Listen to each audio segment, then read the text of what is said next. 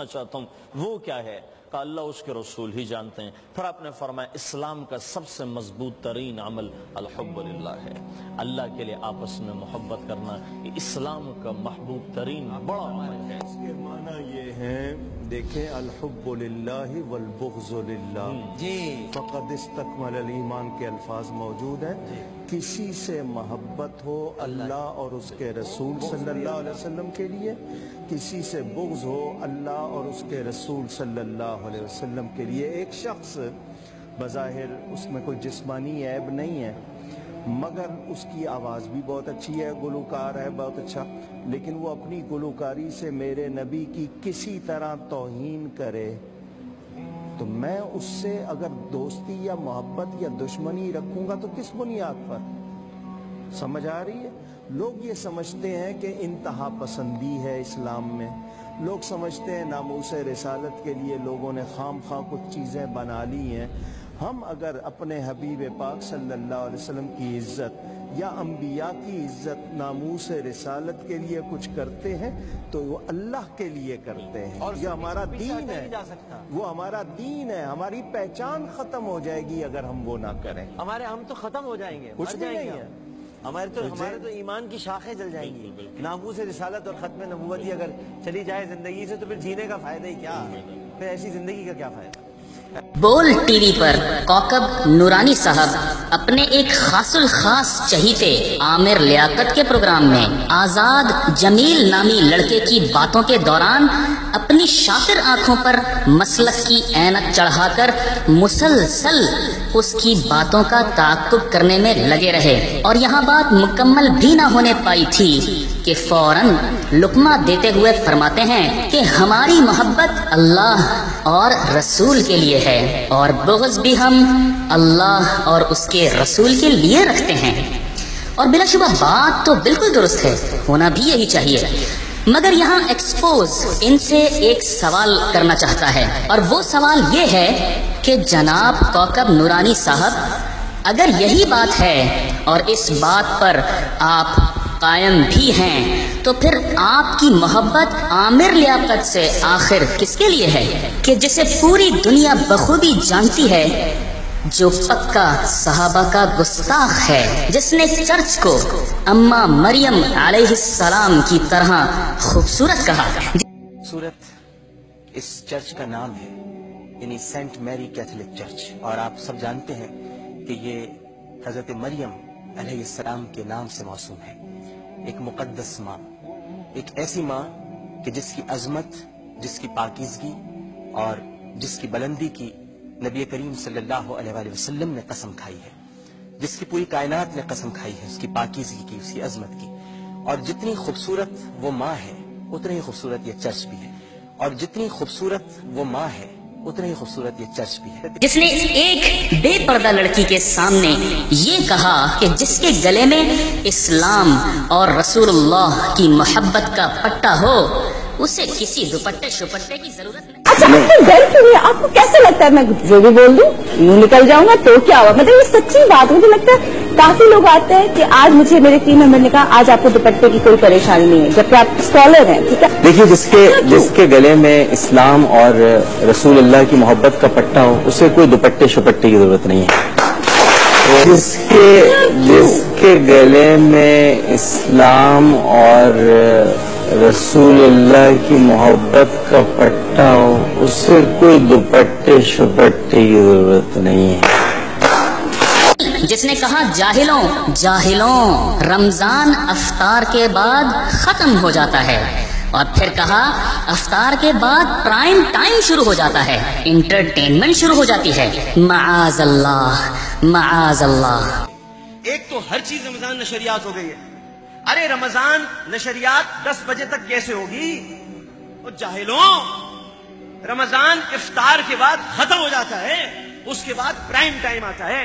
مگر سوال یہ ہے کہ ان جاہلوں میں کہیں آپ کا شمار تو نہیں ہوتا؟ آخر تو وہ آپ سے بھی مخاطب تھا. کیا آپ نے کبھی اس شخص کو میڈیا پر آڑے ہاتھوں لیا؟ خیر آگے چلتے ہیں. اور پھر اس لائن الفطرت شخص نے یہ کہا کہ ہمارے پروگرام میں لوگ آتے ہیں، بچے خوش ہوتے ہیں، فیملیز آتی ہیں. یہ کیا مخلوط اجتماع کی رٹ لگائی ہوئی ہے؟ اگر مخلوط اجتماع کو بند ہی کروانا ہے تو حج کو بند کرواؤ نا، عورتوں کا حج الگ کرواؤ نا، طواف الگ کرواؤ نا. اور پھر سامنے بیٹھے کسی شخص نے یہ بھی کہا کہ نماز بھی الگ کرواؤ نا.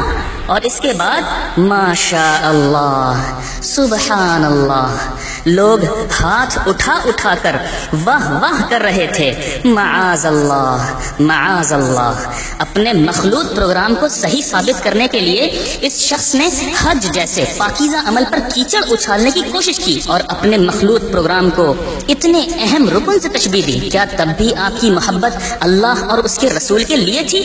رمضان سیلیبریٹ کریں گے، تہوار ہے، منائیں گے. کوئی روک سکتا ہے اس منانے سے تو روک کے دکھا دیں. ایک عجیب مسئلہ بنایا ہوا ہے. لوگ خوش ہوتے ہیں، بچوں کے ساتھ آتے ہیں، فیملیز آتی ہیں. مخلوط اجتماع حج پہ بند کراؤ نا. مخلوط اجتماع، عورتوں کا حج الگ کراؤ، مردوں کا الگ کراؤ. طواف الگ کراؤ، نماز بھی الگ نہیں. یہاں پر بھی اس وقت خواتین بیٹھی ہیں، قسم خدا پاک کی، پروردگار کی عزت کی قسم، کوئی بری نگاہ سے اگر دیکھ رہا ہو الحمدللہ. اسی شخص نے برطانیہ جانے کے لیے قادیانیوں سے معافی مانگی تھی. کیا بھول گئے آپ؟ اگر کسی کو بھی ظاہر ہے کہ میرا نہ ارادہ تھا، نہ ارادہ ہے، نہ کبھی ہوگا، میں ہر ایک سے محبت اور پیار کے ساتھ رہنا چاہتا ہوں. لیکن اگر اس معاملے میں دل آزاری ہوئی ہے، تکلیف پہنچی ہے اور کسی کو دکھ پہنچا ہے اور یقیناً پہنچا ہوگا تو میں اس کے لیے معذرت خواہ ہوں اور میں تہہ دل سے معذرت چاہتا ہوں. ٹھیک ہے، یہ تو چلے اچھا ہو گیا. کیا آپ یہ بھی بھول گئے کہ اس کے چہرے پر سنت کے مطابق داڑھی تک نہیں اور حال ہی میں اس شخص نے بغیر داڑھی کے امامت کروائی؟ کیا یہ بھی جائز عمل تھا آپ کے نزدیک؟ کیا داڑھی منڈے کے لیے آپ ہی کے مسلک کے امام اعلی حضرت کے 30 سے زائد فتوے نہیں ہیں؟ کیا داڑھی منڈا شخص فاسق اور منافق نہیں ہے؟ ہاں یہ سب کہاں یاد رہے گا؟ ٹی وی پر آنا جو مقصود ہے. اور اگر یہ مسئلے لے کر اس شخص کو تنبیہ کر دیا آپ نے تو ٹی وی پر آنا جو بند ہو جائے گا، تعلقات جو خراب ہو جائیں گے آپ کے. جناب کوکب نورانی صاحب، یہ دوگلا پالیسی آخر کیوں ہے؟ آپ کے قول اور فعل میں تضاد آخر کیوں ہے؟ کیا آپ یا آپ کا کوئی خاص چیلا ہمیں یہ بتانا پسند کرے گا کہ عامر لیاقت سے آخر اتنی محبت کس کے لیے ہے؟ نبی کریم صلی اللہ علیہ وآلہ وسلم کے لیے یا لفافے کے لیے یا اپنی بدعات کو فروغ دینے کے لیے؟ آپ عامر لیاقت کے تلوے چاٹتے ہیں. کوکب نورانی صاحب، قوم آپ سے جواب طلب کرتی ہے. ٹی وی پر بیٹھ کر بولنا بہت آسان ہے مگر عمل کر کے دکھانا انتہائی مشکل. ایکسپوز ان تمام نام نہاد رضاخانی عالموں سے اور خاص کر عامر لیاقت کے تلوے چاٹنے والوں سے، یعنی خصوص بالخصوص کوکب نورانی، حنیف قریشی اور مظفر حسین شاہ سے یہ جاننا چاہتا ہے کہ آخر آپ نے عوام کو تزلزل میں کیوں رکھا ہوا ہے؟ آپ کے یہاں معافی کا دوہرا معیار کیوں پایا جاتا ہے؟ جنید جمشید کو معافی نہیں لیکن عامر لیاقت کی لگاتار ہونے والی تمام غلطیاں معاف. یا تو عامر لیاقت کا کھل کر بائیکاٹ کر دو اور کر دو اس کے خلاف نمائش پر دھرنا، یا پھر کھل کے کہہ دو نا کہ یہ تمہارا ہے، تم اس سے ہو اور یہ تم سے ہے. مشکل ہوگا نا. آخر سچائی ہے کیا؟ کس چیز نے آپ کو اس فتنہ پرور شخص کے ساتھ باندھ کر رکھا ہوا ہے جس کی زبان غلاظت کے ڈھیر اور گالیوں سے اٹی ہوئی ہے؟ کیا یہ سب صرف اس لیے ہے کہ وہ آپ کے مسلک کی تائید کرتا ہے یا اس لیے کہ وہ آپ کو اپنے پروگرام میں آنے کی دعوت دیتا ہے، آپ کی ہر بات کی بلا تحقیق تائید کرتا ہے؟ واہ واہ واہ واہ کر کے آپ کے ساتھ اپنائیت کا رویہ اختیار کرتا ہے؟ کیا یہی وجہ ہے یا پھر یہ کہ وہ آپ کو 30 لاکھ روپے دلواتا ہے لیکن جتنی بھی کوشش کر لو ایکسپوز بے نقاب کرنے میں پیچھے نہیں رہے گا؟ عامر لیاقت کے تلوے چاٹنے کی وجہ آخر کیا ہے؟ اگر یہی وجہ ہے تو پھر بات بالکل صاف ہے کوکب نورانی صاحب، بات بالکل صاف ہے، اور وہ یہ کہ محبت بھی رکوں اور مسلک کے لیے اور بغض بھی رکوں اور مسلک کے لیے۔ اللہ اور اس کا رسول تو صرف حدیث کو یاد کرنے اور سنانے کے لیے ہے تاکہ لوگ متاثر ہو سکیں، یہ مان لیں کہ ہاں یہ بڑا عالم دین ہے، اسے حدیث یاد ہے، مگر ایکسپوز کرے گا بے نقاب۔ حدیث پر عمل ضروری ہے کوکب نورانی صاحب، عمل جو کہ آپ کے عامر لیاقت کے ساتھ بغل گیر ہونے، سیلفیاں کھچوانے، ساتھ کھانے پینے اور ایک دوسرے کے گھروں میں آنے جانے سے آپ ہی کے قول اور فعل میں تضاد پیدا کر رہا ہے۔ اللہ ہمیں بک جانے والے اور بے عمل علماء سے محفوظ رکھے۔ ناموس رسالت تو صرف ایک ڈھونگ ہے، اصل مقصد تو مسلک کا فروغ، عوام میں انتشار اور انہیں مشتعل کرنا ہے۔ مگر ایک بات کان کھول کر سن لیجئے کوکب نورانی اور مظفر حسین شاہ صاحب کہ ایکسپوز آپ کا تعاقب نہیں چھوڑے گا اور آپ کو سر عام برہنہ کرتا رہے گا۔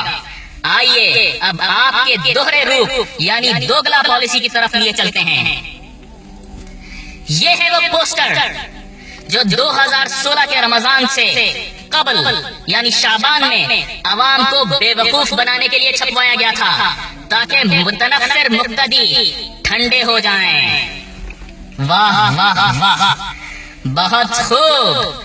جنید جمشید کے خلاف FIR اور قاتلانہ حملہ اور عامر لیاقت کے خلاف صرف اشتہار، وہ بھی مجہول نام سے۔ شرم تم کو مگر نہیں آتی، لیکن یہ لوگ اس اشتہار کے باوجود آج پھر مل بیٹھے ہیں۔